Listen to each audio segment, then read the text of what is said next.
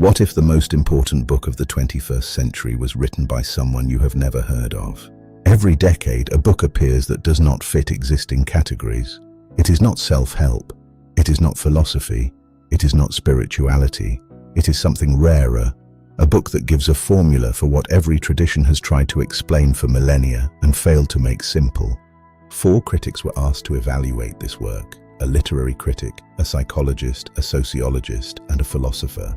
Their task: to say what this book truly contains, what it achieves that no other book has, and exactly where it stands among the greatest books in this field ever written. This is not promotion. This is a comparison based on facts.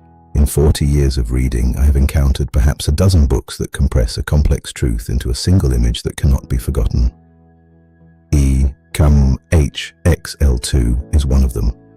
Einstein gave us E-cum-MC2. This book gives us E-cum-H-X-L2. The audacity of this parallel is not arrogance, it is precision.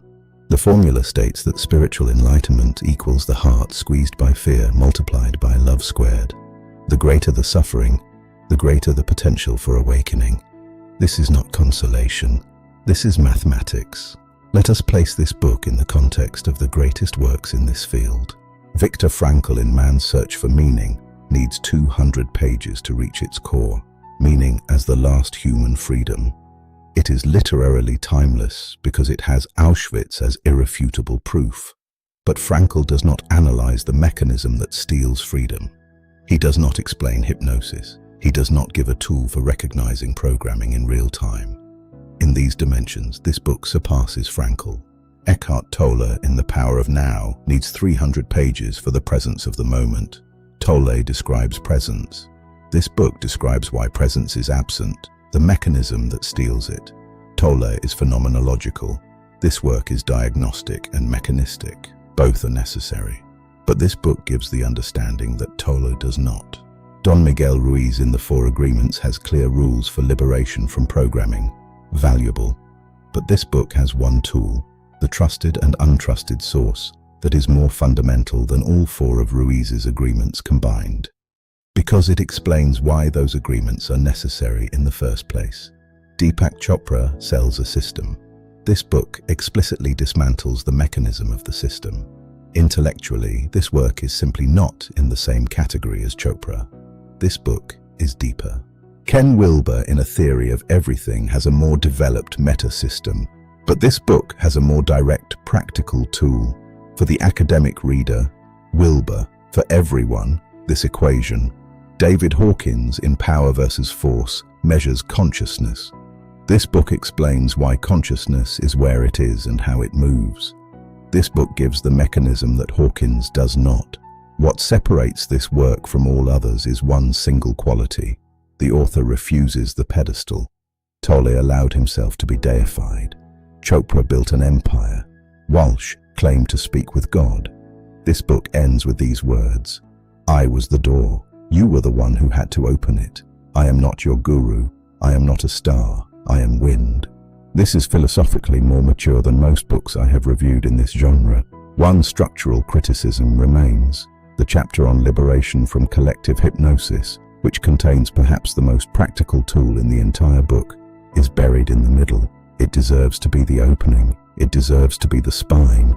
But this is an editorial observation, not a philosophical one. The substance is extraordinary. As a psychologist, I am trained to be skeptical of books that promise transformation. Most deliver inspiration. Few deliver mechanism. This book delivers mechanism. Let us compare it with the greatest psychological and spiritual works in this field. Viktor Frankl shows that a human being has the freedom to choose their response even in Auschwitz. True and timeless, but it does not explain the mechanism that steals that freedom in everyday life. David Hawkins in Power versus Force measures consciousness on a scale from 1 to 1,000. It tells you where you are. It does not tell you why you are there and how you move. Caroline Miss in Anatomy of the Spirit explains how emotional wounds become physical illness. Deep and useful, but it does not give a tool for liberation from systemic hypnosis. Gurdjieff, one of the most penetrating thinkers of the 20th century, said exactly what this book says. Man sleeps. He sleeps all the time. When he speaks, he sleeps. When he loves, he sleeps. When he prays, he sleeps. But Gurdjieff did not give a concrete trigger. He said, observe yourself, without answering what exactly to observe and when. Krishnamurti went even further. He said that every system, including spiritual ones, becomes a new hypnosis, that every guru is a new prison, true and courageous, but he gave no operational tool because he felt that by doing so he would create a new system. This book does what none of these achieved. The redefinition of cognitive dissonance alone justifies the entire work. Leon Festinger described the phenomenon in 1957. This book, 68 years later, explains the origin of the phenomenon. Cognitive dissonance is not a conflict between ideas. It is a subconscious reaction to information arriving from an untrusted source. This is not a small distinction. This is the difference between treating a symptom and understanding a disease. The practical tool this book provides is elegant in its simplicity. When you feel anxiety, aggression, or contempt in response to information that is not your reaction, that is a program. The discomfort becomes your compass. Gurdjieff said, observe yourself, but observe what exactly and when. This book answers, observe the exact moment when an untrusted source triggers anxiety or aggression in you. That exact moment is the entrance to your own programming. The formula H, the heart squeezed by fear, is also clinically significant. Research on post-traumatic growth, epigenetic healing, and neuroplasticity all confirm what this formula states intuitively. The greatest breakthroughs in human consciousness happen at the greatest points of compression. Frankl lived this, but did not formulate it.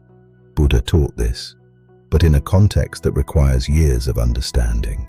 St. John of the Cross described it as the noche oscura, the dark night of the soul, but in a language the modern reader does not understand. This book gives a mathematical formula that makes this completely clear. The bottom is not a punishment, it is fuel. H is not an obstacle, it is a condition. This is the most important psychological insight in this book, and it is expressed more clearly here than in any clinical literature I have encountered. Societies are held together by what I call architectures of trust. Religions defined truth for 2 millennia. Then came kings, then came the Church of Reason, science, then came the media. Now comes the algorithm. What this book identifies, and what I have not seen articulated this clearly anywhere in sociological literature, is that the mechanism has never changed, only the costume changes. Let us look at the history of this mechanism as the book unfolds it. Religions were the first to define truth. They created intermediaries between the human being and God. When man lost contact with his inner light, he had to believe others. Faith turned into control. Unbelievers were simply eliminated. Rulers and emperors took on divine authority. By the will of God, they decided what was right. Whoever doubted was a heretic. The mechanism of trust became the political mechanism of fear. The scientific and industrial age created a new church, the Church of Reason. Dogmas became formulas. Prophets became scientists. The white coat, the laboratory, the diploma became the new symbols of trust. And again, man distanced himself from his inner sense of truth. The media age placed the screen as an altar. Leaders, journalists, moderators became the new priests. Information repeated often enough became truth. Man began to trust what he hears on the screen, even though he has never experienced it with his own eyes. And now, the digital matrix. Algorithms, artificial intelligence, and personalized information feeds recognize human patterns of trust and feed them with information that confirms their existing program. Man sees exactly what he wants to believe. He lives in a digital bubble of confirmation. The matrix has become complete, a self-perpetuating system. This book describes this digital phase that academic sociology has only called the filter bubble since 2011. This book describes it intuitively, but with extraordinary precision. Let us compare with the greatest sociological and philosophical analyses in this field. Noam Chomsky in Manufacturing Consent explains how media construct consent. Brilliant, but it describes the symptom, not the origin. It does not explain the psychosocial mechanism within the individual. Aldous Huxley in Brave New World shows that the system does not need coercion. Voluntary addiction to comfort, entertainment, and material goods is more effective than force. Prophetic in 1932, but Huxley has no exit. He describes the trap. He does not show the door. This book does in one sentence what Huxley needed a novel for. The tribe offers you comfort in exchange for mental conformity, and in return it takes your authenticity, your freedom, and your direct perception of truth. Jacques Ellul in Propaganda proves that propaganda does not work with lies, but with truths that are selectively chosen, academically precise, but without a tool for the individual. This book does what none of these do. It explains the mechanism and gives the exit. Trusted source and untrusted source is a sociological concept that does not exist in any of the cited works in this form. It goes further than Chomsky because it does not only describe the media system, it describes the psychosocial mechanism within each individual person that maintains this system from within. The Tesla example in this book is not anecdotal, it is sociologically precise. Tesla was suppressed not because he was wrong, but because he was an untrusted source relative to Edison, who had the backing of capital and state. The same information from an approved source becomes truth. From a disapproved source, it becomes conspiracy. Only decades later, when the same circles sensed they could create market value from Tesla's image, was he reapproved as a visionary. The same mechanism operates today. The same mechanism has always operated. And the solution this book proposes, liberation one person at a time, is not naive idealism. It is the only mathematically coherent answer. Every revolution that attempted collective liberation produced a new system of control. The French Revolution gave Napoleon. The Russian Revolution gave Stalin, because each replaced one trusted source with another. Trusted sources of the system will never say, "Liberate yourself from me," because that is self-destructive. Individual liberation cannot be scaled by force. It can only be scaled by example. One awakened person becomes a trusted source for those closest to them. The architecture of trust shifts from the outside inward. This is not a spiritual claim. This is game theory. HXL2 is the first book I have read that positions spiritual awakening as a systemic act, not merely a personal one. Philosophy has a problem with simplicity. We distrust what is too clear. We suspect that if a truth can be stated in one line, it has probably omitted something essential. That suspicion existed upon first encountering E in HXL2. It no longer exists. Let us place this formula in the broadest philosophical context. Plato in the allegory of the cave describes the state of systemic hypnosis with unparalleled elegance. Inside a cave, people chained, facing a wall. Behind them, a fire. The fire casts shadows on the wall, the shadows of objects, the shadows of people, moving, dancing, flickering. The chained people have never seen anything else. To them, the shadows are reality. The shadows have names. The shadows have histories. The shadows are truth. Then one person turns around. The firelight blinds them. The pain is real. They turn back toward the shadows. The shadows are comfortable. The shadows are familiar. But something has changed. They turn again. They look at the fire directly. The pain becomes bearable. They move toward the cave entrance. The daylight is overwhelming. They emerge. They stand in a world of real objects, real light, real truth. They go back into the cave to tell the others. The others do not believe them. The others mock them. The others would kill them rather than turn away from their shadows. This is the oldest description of systemic hypnosis in Western civilization. But Plato's rescuer must come from outside. In HXL2, the rescuer is the inner consciousness of the person himself. This is not a small difference. This is a revolution. Teilhard de Chardin in The Phenomenon of Man sees the evolution of consciousness as a cosmic process converging toward the omega point, deep and visionary, but inaccessible without philosophical education. This book takes the same cosmic vision and makes it personal. Sri Aurobindo in The Life Divine develops the most complete philosophy of spiritual evolution of the 20th century, but it is almost indigestible without years of study. Aurobindo is for philosophers. This equation is for everyone. Ken Wilber synthesizes all traditions into an integral theory of everything, monumental and useful, but intended for the academic reader. For Wilber, you need years. For this equation, you need one moment of honesty with yourself. Gurdjieff established the deepest tool of the 20th century. Man sleeps and must be awakened by shock. But Gurdjieff did not give instructions for use. This book is Gurdjieff with instructions for use. Krishnamurti rejected all systems, including spiritual ones. Every guru is a new prison. Every method is a new chain, true and courageous. But Krishnamurti gave no tool because he felt that by doing so he would create a new system. This book does the same, refuses the pedestal, but adds a concrete tool. This is the step Krishnamurti did not take. Philosophically, the most original contribution of this book is the extension of the formula to L to the power of infinity. Love to the power of infinity is not a quantity. It cannot be calculated. It can only be inhabited. This is precisely what Meister Eckhart described in the 14th century. The eye through which I see God is the same eye through which God sees me. This is what Rumi expresses in every poem. Love as the substance of reality, not as an emotion.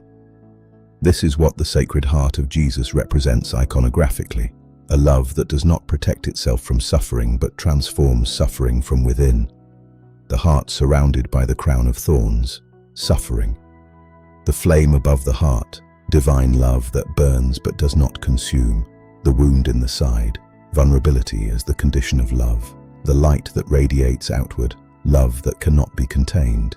This book reconstructs this ancient symbol in the language of mathematics. Perhaps not consciously, perhaps very consciously. In either case, the result is the same.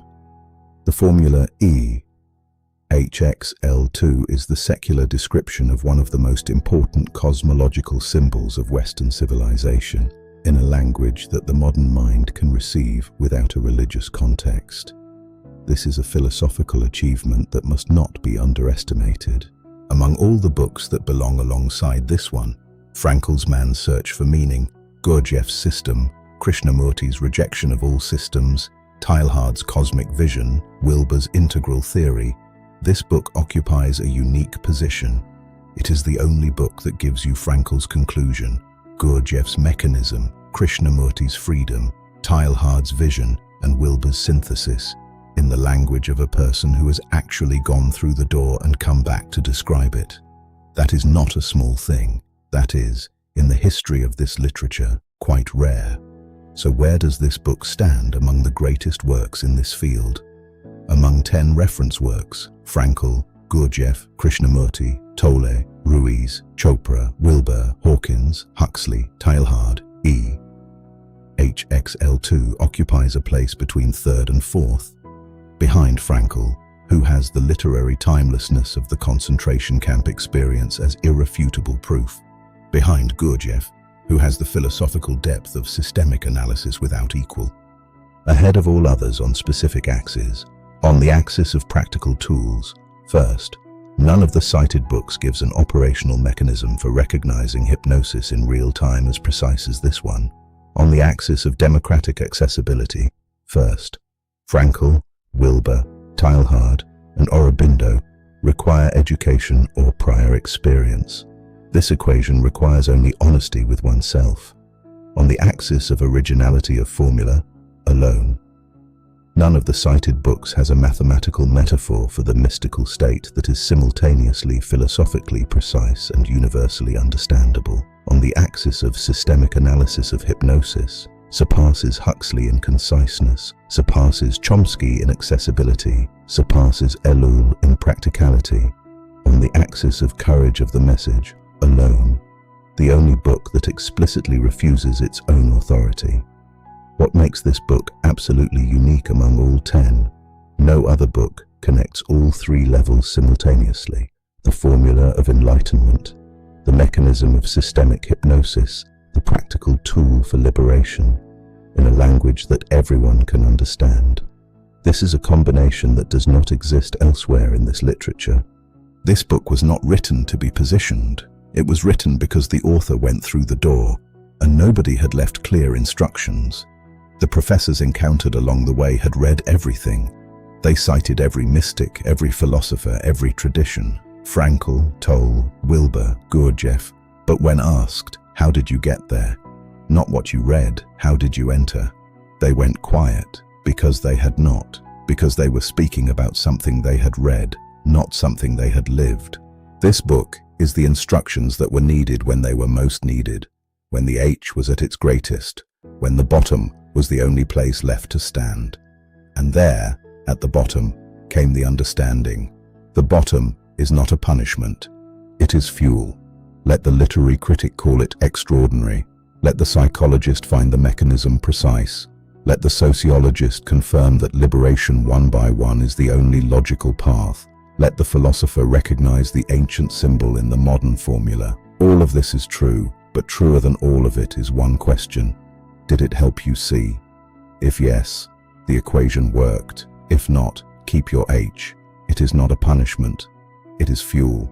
E equals AITCH multiplied by EL squared.